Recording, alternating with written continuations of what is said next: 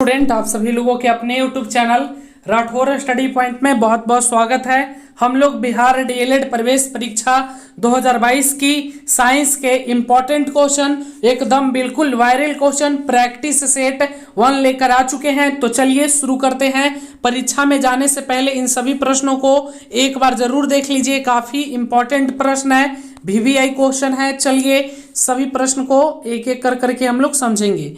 निम्न में से कौन सा पदार्थ लेंस के प्रयुक्त नहीं किया जाता है? तो मिट्टी का हम लोग प्रयोग नहीं करते हैं लेंस में। चलिए बताइएगा। सेकंड नंबर प्रश्न है, सेकंड है, निर्गत किरण और अभिलंब के बीच के कोण को कहते हैं? निर्गत किरण और अभिलंब के बीच के कोण को हम लोग निर्गत कोण कहते हैं। निर्गत कोण, निर्गत कोण याद रखिएगा। चलिए नेक्स्ट प्रश्न है हमारा। नेक्स्ट प्रश्न, उसके पहले देख लीजिए बिहार डीएलएड प्रवेश परीक्षा 2022। जो भी स्टूडेंट परीक्षा में 100% सफलता प्राप्त करना चाहते हैं, नोट्स, ऑनलाइन टेस्ट, ई बुक और हर सब्जेक्ट का आपको ऑनलाइन टेस्ट, प्रत्येक सब्जेक्ट का आपको ई बुक, नोट्स और जितना भी क्लास होगा उसका पीडीएफ आपको मिल जाएगा। जो लोग भी बिहार डीएलएड सरकारी कॉलेज में एक सीट पक्का करना चाहते हैं, फटाफट कोर्स से जुड़े और संपूर्ण तैयारी करें। प्रतिदिन लाइव क्लास दिया जाएगा, सभी क्लासेस का पीडीएफ भी मिलेगा। कोर्स से जुड़ने के लिए 199 का पेमेंट करें। जिनको भी जुड़ना है व्हाट्सएप नंबर दिया हुआ है, कॉन्टेक्ट नंबर दिया हुआ है। आगे बढ़ते हैं। थर्ड नंबर प्रश्न है, किसी माध्यम में अपवर्तनांक का मान होता है? सही हो जाएगा ऑप्शन ए, साइन आई बटा साइन आर। चलिए नेक्स्ट है, समान दृष्टि बताइएगा। समान दृष्टि के वयस्क के लिए सुस्पष्ट दर्शन की न्यूनतम दूरी होती है? सही होगा ऑप्शन सी, 25 सेंटीमीटर याद रखिएगा। चलिए नेक्स्ट प्रश्न है, दूरदृष्टि दोष वाले समझिएगा। दूरदृष्टि दोष, दूरदृष्टि वाले आंखें साफ साफ देख सकती है। दूरदृष्टि वाले आंखें साफ साफ देख सकती है। सही होगा ऑप्शन ए, दूर की वस्तुओं को। चलिए नेक्स्ट प्रश्न है, कांच प्रिज्म द्वारा उत्पन्न श्वेत प्रकाश के स्पेक्ट्रम में किस रंग का झुकाव अधिक है? बताइए। कांच प्रिज्म द्वारा उत्पन्न श्वेत प्रकाश के स्पेक्ट्रम में किस रंग का झुकाव अधिक है? सही होगा ऑप्शन डी, बैंगनी। चलिए नेक्स्ट है, किस उपकरण में धन और त्वरण का चिन्ह नहीं होता है? बताइए। किस उपकरण में धन और त्वरण का चिन्ह नहीं होता है? सही होगा ऑप्शन सी, कुंडली में। चलिए नेक्स्ट प्रश्न है, 10 ओम और 20 ओम। चलिए 10 ओम और 20 ओम को दो प्रतिरोधों को श्रेणी क्रम में जोड़ने पर समतुल्य प्रतिरोध होगा। समतुल्य प्रतिरोध पूछ रहा है, श्रेणी क्रम में जोड़ रहा है ना, श्रेणी क्रम में जोड़ रहा है तो हो जाएगा आपका कितना, 10 ओम और 20 ओम को दो प्रतिरोधों को श्रेणी क्रम में जोड़ने पर तो ये आपका हो जाएगा 20/3 ओम। ठीक है। चलिए नेक्स्ट है हमारा 9 नंबर प्रश्न। 9 है, 12 वोल्ट विभवांतर के दो बिंदुओं के बीच 2 कूलम आवेश को ले जाने में कार्य किया जाता है। तो 2 छक्का 12 हो जाएगा, यानी आपका 12 और 12 दूनी 24, दो बिंदुओं के बीच ले जा रहा है, एक बिंदु दो बिंदु, तो 12 दूनी 24, यानी option B is the correct answer. चलिए नेक्स्ट है, विद्युत फ्यूज काम करता है? विद्युत फ्यूज काम करता है। सही होगा ऑप्शन ए, धारा के ऊष्मीय प्रभाव पर। चलिए नेक्स्ट है, यदि किसी नरम लोहे को धारावाही कुंडली के गर्भ में रख दिया जाए तो क्या बनाता है या क्या बनता है? बताइए। 11 है, यदि किसी नरम लोहे को धारावाही कुंडली के गर्भ में रख दिया जाए तो क्या बनता है? सही होगा ऑप्शन बी, विद्युत चुंबक, विद्युत चुंबक। चलिए 12 नंबर प्रश्न है, 1 kWh तुल्य है? बताइए।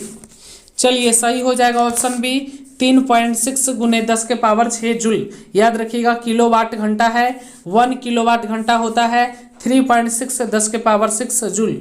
चलिए नेक्स्ट प्रश्न है हमारा 13 है, नाभिकीय ऊर्जा प्राप्त करने हेतु आवश्यकता है? बताइए। नाभिकीय ऊर्जा प्राप्त करने हेतु आवश्यक है। सही होगा ऑप्शन सी, यूरेनियम। चलिए नेक्स्ट प्रश्न की ओर बढ़ते हैं। नेक्स्ट है, जल से होकर विद्युत धारा प्रवाहित करने पर जल का अपघटन होता है, H2 और O2 मुक्त होता है। H2 और O2 मुक्त होता है तो H और O के आयनों का अनुपात है? बताइए। तो इसको आयनों का अनुपात हो जाएगा 2:1 याद रखिएगा, 2:1।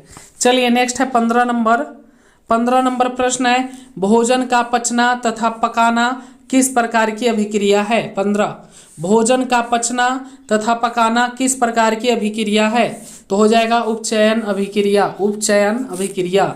चलिए नेक्स्ट प्रश्न है हमारा, बिहार डीएलएड प्रवेश परीक्षा 2022 में परीक्षा में 100% सफलता प्राप्त करें। नोट्स, ऑनलाइन टेस्ट, ई बुक, हर सब्जेक्ट का आपको जितना भी क्लास होगा उसका पीडीएफ, इंपॉर्टेंट क्वेश्चन, प्रत्येक दिन लाइव क्लास, सब कुछ मिलेगा। जिनको भी बिहार डीएलएड सरकारी कॉलेज में एक सीट पक्का करना है, फटाफट कोर्स से जुड़े और संपूर्ण तैयारी करें। चलिए प्रतिदिन लाइव क्लास दिया जाएगा, सभी क्लासेस का पीडीएफ भी दिया जाएगा। कोर्स से जुड़ने के लिए मात्र 199 का पेमेंट करें और कोर्स से जुड़े। जिनको भी जुड़ना है कोर्स से जुड़े। व्हाट्सएप नंबर दिया हुआ है, कॉन्टेक्ट नंबर भी दिया हुआ है। चलिए आगे बढ़ते हैं। 6 नंबर, रासायनिक समीकरण Fe2O Fe3O4H2 को संतुलित करने पर जल में अणुओं की संख्या होगी।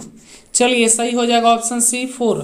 चलिए नेक्स्ट प्रश्न है 17 नंबर प्रश्न है, सोडियम क्लोराइड के जलीय घोल से विद्युत धारा प्रवाहित करने पर यह वियोजित होकर सोडियम हाइड्रोक्साइड बनाता है, तो इस प्रक्रिया को क्या कहा जाता है? तो इसको कहते हैं क्लोरोक्षार प्रक्रिया।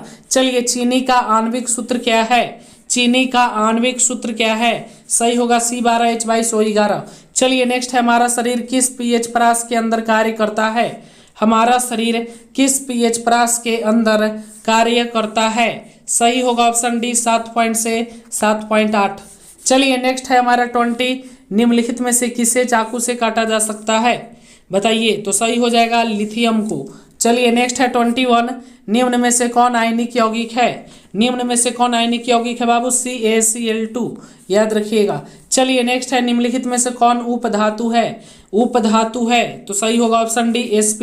चलिए नेक्स्ट है हमारा लेड। चलिए नेक्स्ट है, प्रथम कार्बनिक यौगिक यूरिया का संश्लेषण किसने किया था? बताइए। प्रथम कार्बनिक यौगिक यूरिया का संश्लेषण किसने किया था? 23, सही होगा ऑप्शन बी बोहर ने। चलिए नेक्स्ट है, कैल्शियम कार्बाहाइड, बताइएगा। कैल्शियम कार्बाहाइड जल के साथ अभिक्रिया कर देता है, सही होगा ऑप्शन डी एथाइन, याद रखिएगा एथाइन। चलिए निम्नलिखित में से कौन समावयवी है? बताइए। सही हो जाएगा ऑप्शन सी C2H5OH। समावयवी पूछे तो C2H5OH और CH3OH3, ये वाला देखना तो लगा देना। चलिए नेक्स्ट है हमारा 26, वर्ग 1 के तत्व कहलाते हैं। वर्ग 1 के तत्व कहलाते हैं क्षार धातुएं। चलिए नेक्स्ट है 27 है, पौधों में श्वसन क्रिया के अंतर्गत ADP के टूटने से कितनी ऊर्जा मुक्त होती है? बताइए। पौधे में श्वसन क्रिया के अंतर्गत ADP के टूटने से कितनी ऊर्जा मुक्त होती है? सही हो जाएगा ऑप्शन ए 30.5 kg मोल। चलिए नेक्स्ट है 28, पादप में जाइलम उत्तरदायी है। पादप में जाइलम उत्तरदायी है, बताइए। सही हो जाएगा ऑप्शन ए जल का वहन, option A is the correct answer. चलिए 29 है, खुला परिसंचरण तंत्र किसमें पाया जाता है? खुला परिसंचरण तंत्र किसमें पाया जाता है? सही होगा ऑप्शन बी कॉकरोच में, याद रखिएगा। चलिए प्रतिवर्त क्रिया क्या है? प्रतिवर्त क्रिया क्या है? बताइए। 30, सही होगा सभी। लाराना, रक्तदान, हृदय गति, यानी ऑल हो जाएगा, यानी सभी। प्रतिवर्त क्रिया क्या है? सभी। चलिए नेक्स्ट है 31, कोमल मस्तिष्क सुरक्षित रहता है, बताइए। कोमल मस्तिष्क सुरक्षित रहता है, सही होगा ऑप्शन ए मस्तिष्क गुहा में। चलिए नेक्स्ट प्रश्न है हमारा 32, मानव शरीर में सबसे लंबी कोशिका कौन है? मानव शरीर में सबसे लंबी कोशिका कौन है? बताइए। 32 तंत्रिका कोशिका। चलिए नेक्स्ट है 33 नंबर प्रश्न क्या है समझिएगा। इसके पहले डीएलएड प्रवेश परीक्षा में अगर आप भी परीक्षा में 100% सफलता प्राप्त करें, नोट्स, ऑनलाइन टेस्ट, ई बुक, हर सब्जेक्ट का आपको टेस्ट सीरीज जितना भी क्लास होगा उसका पीडीएफ और प्रतिदिन लाइव क्लास दिया जाएगा आपको 2 घंटे का। तो जिनको भी बिहार डीएलएड सरकारी कॉलेज में एक सीट पक्का करना है, आप हमारे फटाफट कोर्स से जुड़े और संपूर्ण तैयारी करें। प्रतिदिन लाइव क्लास दिया जाएगा, सभी क्लासेस का पीडीएफ भी दिया जाएगा।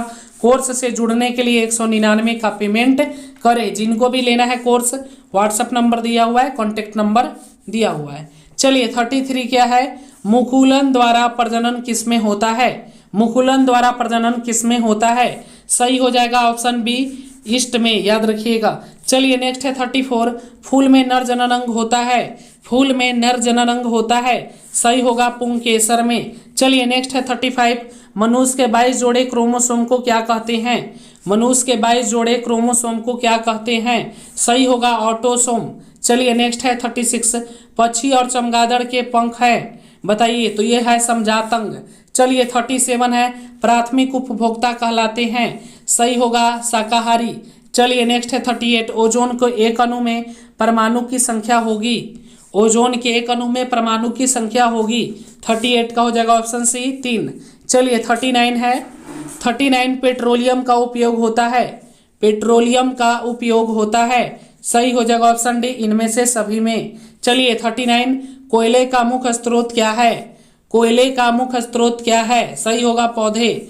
चलिए नेक्स्ट है 41, निम्न में से कौन सा पद विद्युत परिपथ में विद्युत शक्ति को निरूपित करता है, बताइए, निम्न में से कौन सा पद विद्युत परिपथ में विद्युत शक्ति को निरूपित करता है, ऑप्शन ए हो जाएगा। चलिए नेक्स्ट है हमारा 42, इसका पीडीएफ आप लोगों को दे देंगे, जो भी पेड के स्टूडेंट हैं, जो पेड कोर्स ज्वाइन किए हैं उनको पीडीएफ मिल जाएगा सभी क्लासेस का, आज बहुत सारे क्लासेस होंगे आपके।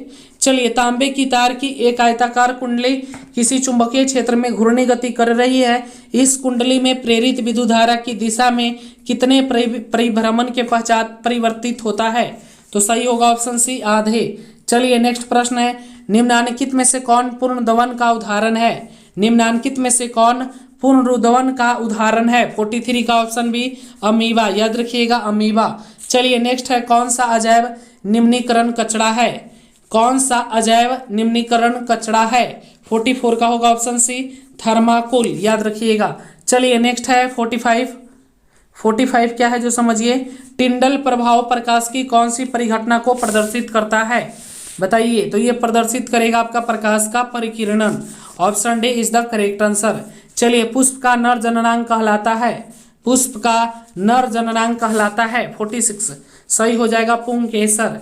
चलिए 47 नंबर प्रश्न है, विरंजक चूर्ण का रासायनिक सूत्र है, विरंजक चूर्ण का रासायनिक सूत्र है, 47 का बी CaOCl2। चलिए 48 है, निम्न में से कौन गंगा प्रदूषण के लिए उत्तरदायी नहीं है, निम्न में से कौन गंगा प्रदूषण के लिए उत्तरदायी नहीं है, तो ये गंगा में मछली पालन नहीं है, बाकी सब गंगा प्रदूषण के लिए उत्तरदायी है।